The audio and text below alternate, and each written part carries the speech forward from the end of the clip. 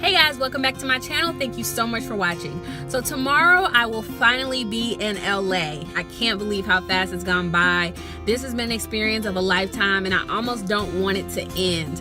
But all good things must come to an end. And so I wanted to come and make a video today sharing with you some of the items I just simply could not live without on the road, and also some of the things I was just thankful for in general, and also some of my regrets, some things that I wish I would have done differently. So if you're interested, keep watching. Thank you out there to everyone who subscribed to my channel during this journey. I really appreciate your support, and I hope that you'll continue to support this channel even after I arrive in LA. I do have more content that I want to make for you guys. It'll be a little bit different, of course, but I do think I have some interesting content that you guys will still love. Please make sure that you stay up to date with my channel. Hit that bell at the bottom so you can be notified when I put up new videos, and also just share the channel with your friends. Alright, so some of the items that I absolutely could not live without. The first item that I absolutely could not live without was Lysol Spray. This stuff, I love this stuff. Like anytime I used a public bathroom, anytime I had to touch like a cart or anything, I use this Lysol Spray to like sanitize the whole area before I ever even go near it. Like this stuff has been a lifesaver. It doesn't go that far. Obviously, look at this little tube, and I tend to spray really long and like really hard on it, but I love this stuff.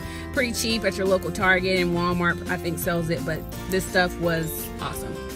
The second thing is this little spray bottle. I've had this for a while, but I really love it. Like it's good for spraying my hair in the car. It's good for just spritzing stuff, little pans and stuff, like if they're not that dirty and I just need to like spritz them really quick and like wipe them out or something like that. Like this is just an all-purpose like little spray bottle, and you always need a spray bottle. Like if you're going on a road trip, you will find a use for a spray bottle, so make sure you have one.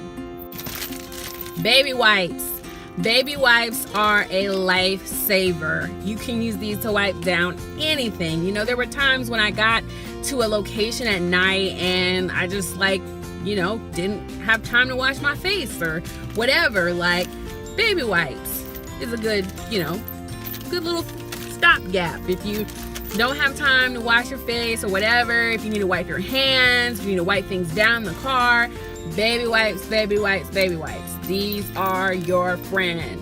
Next thing is related to baby wipes, but not the same thing, facial wipes. So you might wonder why I have these and the baby wipes. Well, at first I was using the baby wipes, but I think they weren't getting my faces clean sometimes, obviously. So I bought these wipes, and this is one of my favorite facial brands. And they have several different like types on this one brand, but this is the one that I like the most, the charcoal wipes. These actually like sanitize your skin, sanitize your pores. So these give you like a more deeper clean, but I don't use these every single time because they are a little bit more pricey from just a regular baby wipe. So that's kind of the difference. These are specifically for your face, not for like your hands or anything. I guess you could use them on your hands, but you know, I like these a lot. So these were definitely one of my favorite items. Next up, body powder. I hadn't used body powder in so long. I mean, it has to be like at least 10 years since I've used body powder, but I picked it up again because when you're in your car a lot, you tend to sweat a lot. I sweat a lot anyway, but when you live in your car, it just seems like you sweat so much more. Like you're constantly moving, you're constantly going, and so this body powder kind of helped me like keep less moist in some of those areas. So I definitely suggest this for my ladies out there. This is the Summer Eve's Island Splash body powder. I like it a lot. I also like their sprays, and I like pretty much all their products that I've tried. I've tried their you know, their soaps. I've tried a lot of their products and I like them a lot. So I definitely am happy that I bought this. This was definitely a good buy. Now I'm moving into the things that I'm thankful for, that I was thankful for on this trip, that I don't know. I mean, they were just such an invaluable resource to me. The first thing is Walmart. There's just no overstating the importance of Walmart on a road trip, especially out in the Midwest. Not so much on the East Coast or here on the West Coast, but in that Midwest, South Dakota, Montana area, Walmart, Walmart, Walmart. They have such a lax policy when it comes to sleeping in their parking lot. Like you would see people like out in lawn chairs, like just chilling next to their RV. Like Walmart is just awesome. And plus when you wake up, you just go in there and you buy whatever you need, whatever, you know, so it's just a great place to sleep. Not so much on the East Coast and West Coast. I found it a little bit harder. They have security. They don't want people out in the parking lots. Like, it's a lot harder East Coast, West Coast. But Midwest, you're golden. Next resource is Starbucks. I probably shouldn't be so thankful for Starbucks. I probably shouldn't go there as often as I do, but I do. I love the atmosphere of Starbucks. I love the pastries at Starbucks. I love the coffee at Starbucks. I love just the music they play at Starbucks. They play everything from Ray Charles to Michael Bublé. I mean, it's just great. It's just an awesome atmosphere. I don't think I've been to any other place that has internet that fast, like free Wi-Fi. Like, Starbucks Wi-Fi is unrivaled from any other place I've gone. I've gone to public libraries, I've gone to Denny's, I've gone to McDonald's, I've gone to all these places that claim to have this great free high-speed Wi-Fi. Starbucks is the only one where you can like legit watch Netflix and remote into your computer back in Georgia and code a project for your class. Like, you can do all those things with their Wi-Fi. It is intense and it is awesome.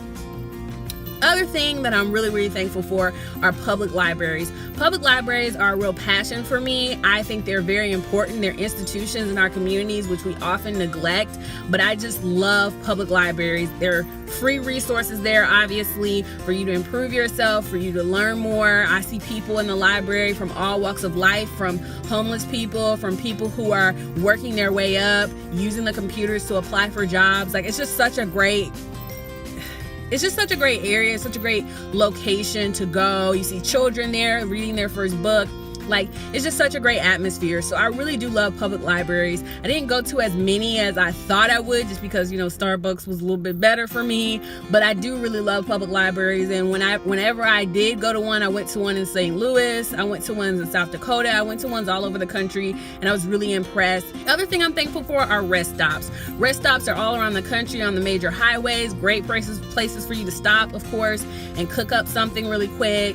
Stretch your legs, do whatever you can do, head to a bathroom, whatever. I wouldn't sleep at a rest stop. I know there are people that do that. And of course, if you're in a pinch, like if you're just really tired, falling asleep on the road, and you just need to take a quick nap, of course.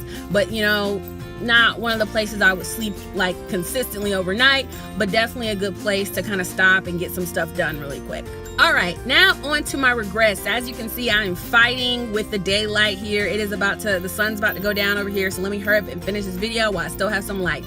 So my first regret is that I stayed way too long in the Midwest. Like, there's not really a lot out in the Dakotas, not really a lot out in Montana. Like, it's not really a lot out there, but I stayed there a little longer. And the reason why I stayed there a lot longer was because I was just dealing with this like schedule. I hadn't really solidified my schedule yet, so I kind of felt like I had to stay longer. And maybe I underestimated all the things that were going to be available to do when I got out here. I don't know.